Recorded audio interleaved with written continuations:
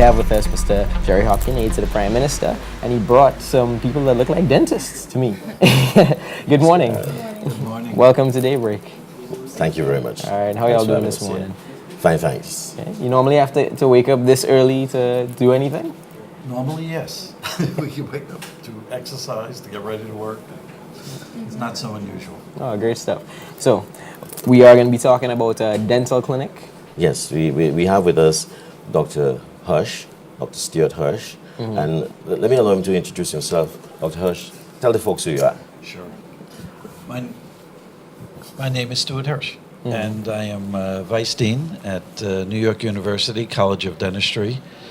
And I'm delighted to say that this is my 12th trip to Grenada. Nice. Okay. I'm Allison Kurtz. I'm the Assistant Director of Global Outreach at New York University, and this is my 4th trip to Grenada.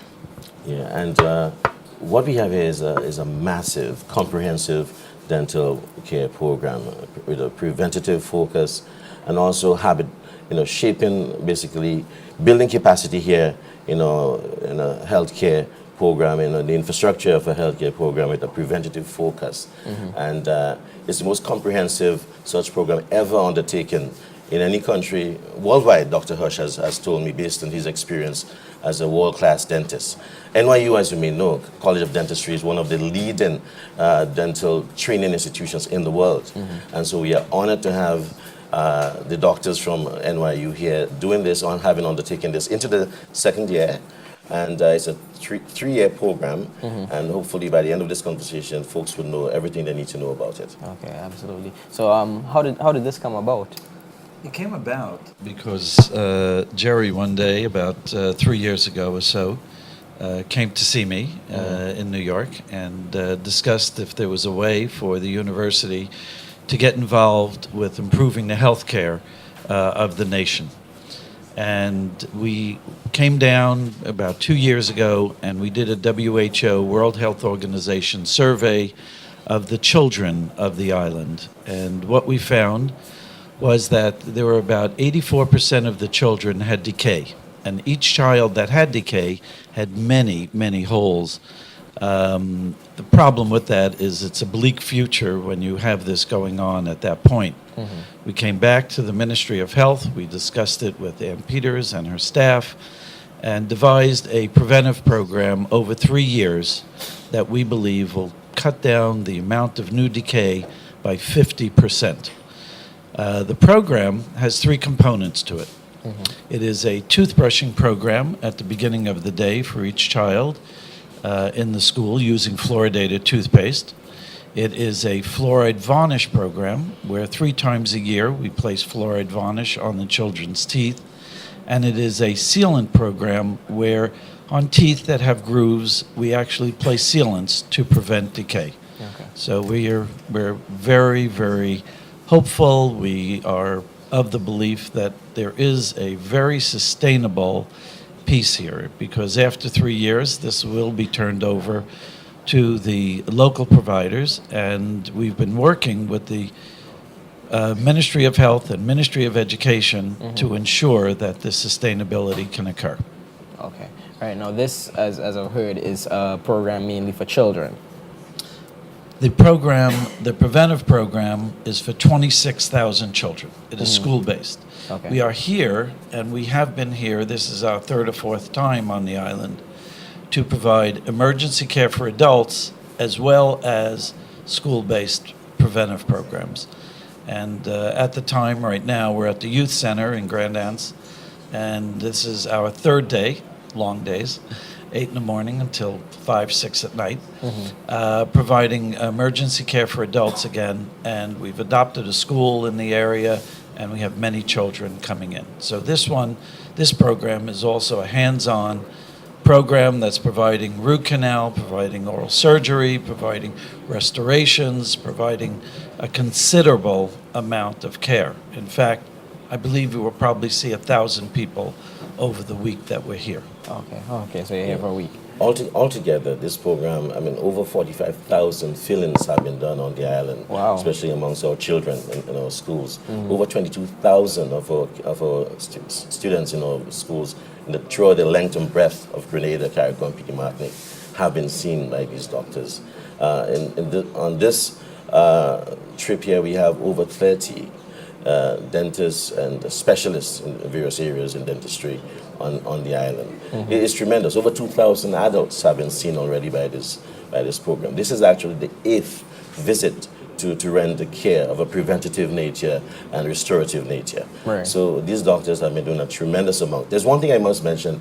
He mentioned my name, but there's one name Dr. Hush forgot to mention. That is Gracelyn Harris, Bob Harris from Boca. Gracelyn is an employee at NYU, and she actually was the first person who mentioned to NYU, why don't you come to Grenada? Right. And then she came to me and asked me, as someone who she knows involved with the new administration at the time, to see how we can engage NYU to make this happen. And we did that. We had that conversation. We had that meeting. Then on the ground in New York, we engaged the Consul General, Derek James, and the rest is history. We've been making it happen and making a difference in the lives of so many of our people in a way unlike any other attempt in the past.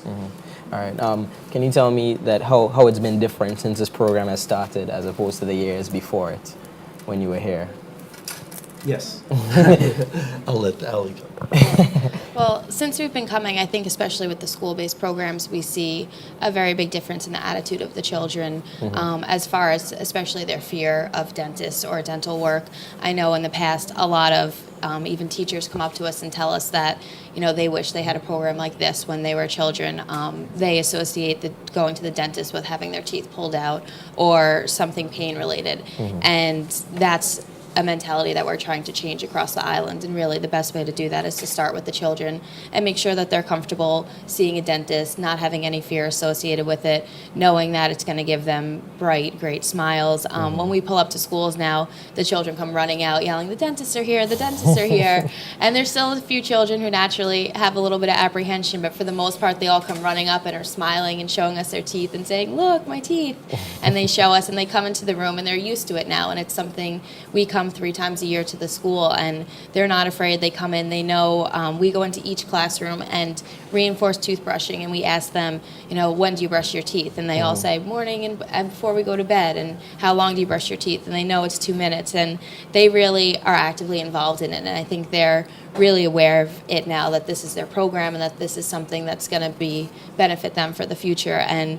it's really exciting for us as well when we pull up to a school around lunchtime and we see all the kids outside brushing their teeth. Right, and we know that it's really picking up, and it's really forced ahead by the teachers and the principals in each school, and as well as that starts with, of course, the Ministry of Health and Ministry of Education, who are really ensuring that the schools are participating in this, and it kind of trickles down to the children's excitement level. So it's really great for us to see, and I know over the course of time we've seen the children become more actively engaged in it. So it's important to know that this program will be sustainable. It will be sustained, and to ensure that one of something that was decided upon by the doctors from NYU College of Dentistry and the Ministry of Health and education officials is that we would train about 15 or so health professionals here in Grenada who can assist in ensuring that we continue to do that which we started, so it will have sustainability. And it is important that we do that, because you may have a 3-year program and then you close the doors and then that's the end of it. This is not going to happen here. and in the planning, that is ensured that we'll have continuity. Yeah, and they're actively, it's not just a pure training basis, they're actively involved in the program. They come out with us every day. They're there all day long, so it's not as though we go into a classroom and do a training session. They come out and meet us every day and come out to the schools with us. Okay, good. And there's one other thing. The doctors have also had a session already, continuing dental education training for practitioners, doctors here in Grenada. Okay. They've already done one session and contemplating doing a second one just down the road.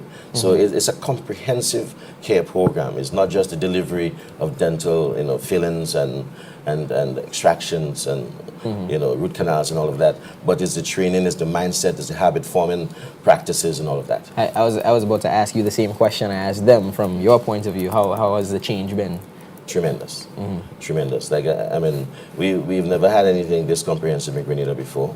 I'm happy that we met. The doctors of NYU and our administration to make this happen to the benefit of our people. The cost is tremendous. I mean, we are going through hard times. This is a period we are experiencing a global recession and our own recession right here in Grenada, and to undertake a program of these proportions here, we couldn't have done it on our own. Right, of course. So there's a charitable aspect of this that is tremendous, and we appreciate them for that. I mean, this is a good time to mention the folks who have helped to sponsor this. Yes, and I will. But let's talk about for a minute a little about the financial and the sustainability parts of this. To initiate a program like this and to move it ahead is actually over 3 years, almost $2 million. And the Colgate company is the prime sponsor behind this. And we bring to the island 26,000 toothbrushes each year, as well as the fluoride varnish, as well as the toothpaste. We have sealant material. GC America has contributed all of it. We have Shine Dental Products, and they have helped us along the way with products that we've used. So it's a very costly project in order to get off the ground, but the sustainability has to be within the ability of the country to continue. Of course. And what has occurred with that is we have laid the groundwork. We have helped the infrastructure so that this can be continued at a rather moderate expense. I am bringing down an economist at our next visit, which is in May, and we will look at a cost-benefit analysis. What does it cost for a child to receive the preventive care? I really think that the long-term sustainability of this is very great, but long-term means not only that they've gotten into a habit every day of cleaning and taking care of themselves, but I think you're going to see it into adulthood as well. So the impact that you will see initially over 3 years, you give it more time and it will grow as the children grow. So it's a very, very exciting project for us all. I would like to say why we, NYU, are so excited about it, besides it have never been done before. But what we are also doing is affecting the thinking of our own people. What we're doing is we're showing them that access to care is a critical element throughout the world, including in the United States. And we're hoping to affect their thinking as they are professionals and change what a dentist is and does. Right. You said 84% of the children that, when you did your survey, 84% of the children had decay. Right. And the amount of decay in each child was approximately 10 teeth had holes in them. wow, that's staggering, actually. So you think other islands or so on like faces this sort of problem, or these figures at least? We go to a variety of places 14 times a year. And this is a very, very large number. Depending where you go in the world, they have more or less money, they have more or less access to refined carbohydrates. So it varies tremendously according to where you are in the world. But the point being, this number is here, can be dealt with, should be dealt with. The government, Jerry, Derek, are real leaders in moving this thing forward. And Peters, we've been very, very fortunate in dealing with great partners, and that is a critical issue whenever you're doing a large project like this. Right.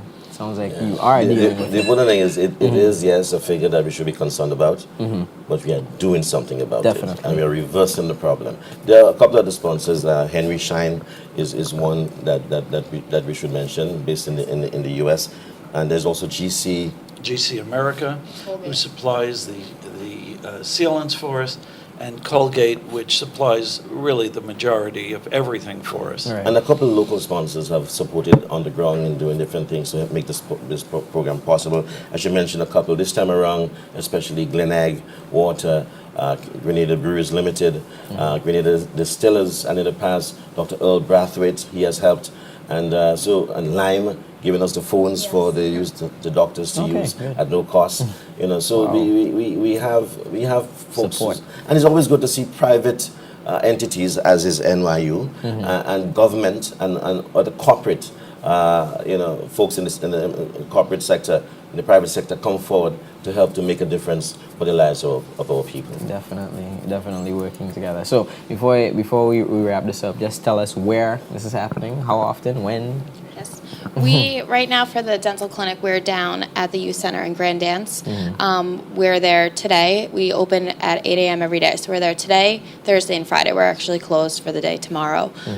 So we're there from 8 a.m. to 5 a.m. For adults, we provide emergency care, fillings, extractions, root canals, and for children, we provide comprehensive care. So if you have any type of question, even if you just want someone to take a look, if you have anything going on in your mouth that you feel any type of pain, you can come in, someone will take a look at you. It is first come, first serve basis. There's been very large crowds, which, it's great that people are interested in it, but we do suggest you get there as early as possible so that you have the best chance of being seen. And this is a free clinic. It is a yes? free clinic, Good. yes. One thing- Everything is 100% One thing I free. must emphasize is that we are off on Wednesday. Yes. Because the initial PSA did not make it exactly clear that we'll be off on Wednesday. So folks who are listening, we are off on Wednesday. And the Minister of Health, Senator Ann Peters, and the Minister of Education, Ms. Franklin Bernadine, Honorable Franklin Bernadine, they believe in this, and they are continuing to put great emphasis on ensuring the success of this, and they appreciate what the folks at NYU are doing for us, and they would ensure the sustainability of this program. All right.